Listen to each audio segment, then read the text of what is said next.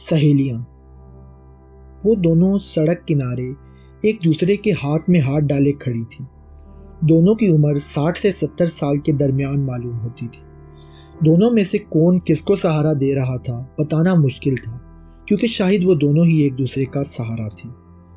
थोड़ी देर बाद सड़क पे रश कम होने पर दोनों ने सड़क पार की और हाथ में हाथ डाले ही एक गली में दाखिल हो गई, जो गालिबन उनके घर की तरफ जाती थी। थोड़ी देर पैदल चलने के बाद उनमें से एक औरत कहने लगी, रानो रुक जा, अब और नहीं चलने हो रहा, थोड़ा सांस ले लेने दे। कोई बात नहीं शब्बो, हिम्मत कर, थोड़ा सा ही रास्ता रह गया है, रानो ने जवाब दिया। और हिम्मत नहीं है रानो, शब्बो गहरे सांस लेते हुए कहने लगी। देख शब्बो, पहले ही अंधेरा हो रहा है, फिर तुझे दिखना बंद हो जाएगा। एक तो कमबख्त गली का बल्ब भी खराब है, तू खुद भी गिरेगी और मुझे भी गिराएगी। कोई बात नहीं, ज़्यादा नहीं रुकूंगी, बस थोड़ा सांस पकड़ने दे, शब्बो ये कहते हुए ज़मीन पर बैठ गई। रानो उसका हाथ पकड़े वहीं पर खड़ी रही और फिर कुछ देर बाद कहने लगी, तो तुझे भी किसने कहा था बच्चों के साथ बच्चा बनने के लिए? अब तेरी उम्र है इन कामों की। तो मैं क्या करती, वो बच्चियाँ इतनी जिद कर रही थी। बस अब बहाने ना बना, सब दिख रहा था मुझे। उन बच्चियों से ज़्यादा तो तेरा दिल था खेलने के लिए। किस तरह वक्त रहते वहाँ से निकाल के लाई हूँ तुझे, मैं जानती हूँ। रानो की आवाज़ में बढ़ती तलखी को देखकर शब्बो उठ खड़ी हुई और फिर से चलने लगी। थोड़ी देर खामोश चलने के बाद शब्बो ने फिर से खामोशी तोड़ी। अच्छा रानो, मेरी सहेली, अब गुस्सा तो मत हो। पता नहीं मुझे आज क्या हो गया था। मुझे उन दो बच्चियों को देखकर तेरा और मेरा बचपन याद आ गया था। याद कर, हम भी ऐसे ही खेलते थे। पता नहीं आज उन बच्चियों के साथ ऐसा लगा जैसे मैं फिर से वही छोटी शब्बो बन गई हूँ, और आज इतने सालों बाद फिर से वही बेफिक्र खुशी महसूस की मैंने। और बिल्कुल बचपन की ही तरह जब शाम होने पर अम्मा बुलाती रहती थी और वापस जाने का बिल्कुल मन नहीं करता था, वैसा महसूस हो रहा था। लेकिन अब हम बच्चे नहीं हैं शब्बो। रानो की आवाज़ की तलखी अब तक बरकरार थी। और अब मैं ये रोज़ रोज़ का तमाशा बर्दाश्त नहीं कर सकती। कल से मैं अकेली ही जाऊंगी तेरे बगैर।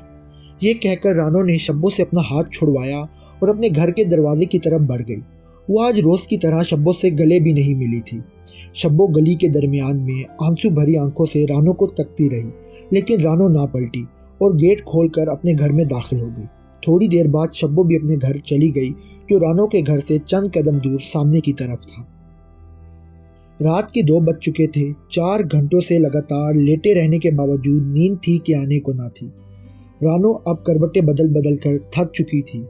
आज शाम का ख्याल बार बार उसके जहन में गर्दिश कर रहा था।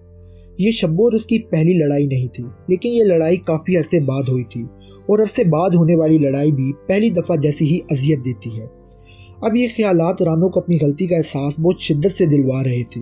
उसका दिल बैठा जा रहा था, उसका बस नहीं चल रहा था, वरना वो अभी दौड़ती दौड़ती शब्बो के पास चली जाती।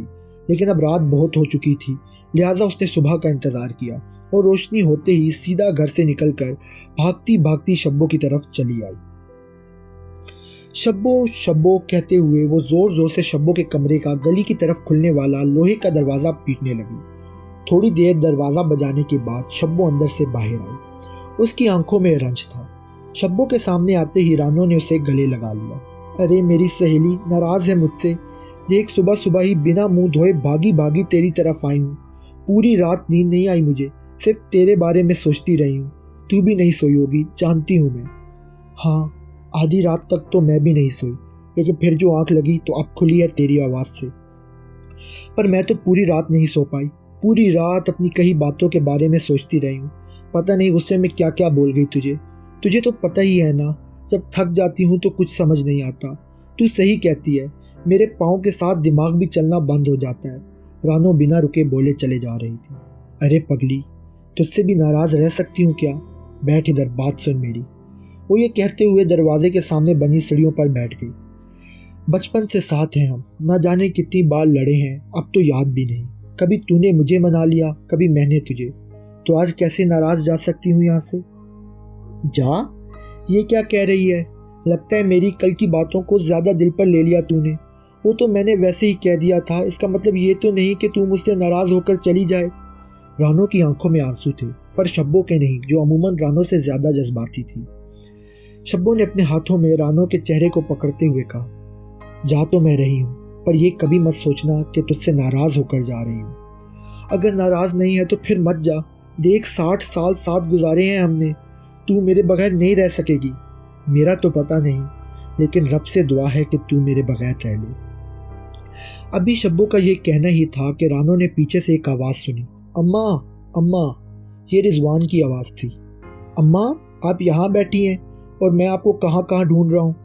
मैं आपके जज्बात समझ सकता हूँ, लेकिन उठें और चलें वरना देर हो जाएगी। रिजवान बेटा, कहाँ जाना है? रानो ने हैरान होकर पूछा। ओह, मतलब सादिया ने आपको कुछ नहीं बताया? रिजवान ये कहते हुए अपनी माँ के घुटनों पर हाथ रखते हुए पैरों के बल नीचे बैठ गया। वो अम्मा, कल आधी रात को 2 बजे शब्बो खाला की तबीयत ख़राब हो गई थी और उनको अस्पताल लेकर गए थे। अभी थोड़ी देर पहले खबर आई है कि उनका इंतकाल हो गया है। रिजवान कुछ मुसलसल कहे जा रहा था, लेकिन रानो इस जुमले के बाद रिजवान की ना तो कोई अगली बात सुन पा रही थी और ना ही समझ पा रही थी। उसके हवास जवाब दे चुके थे।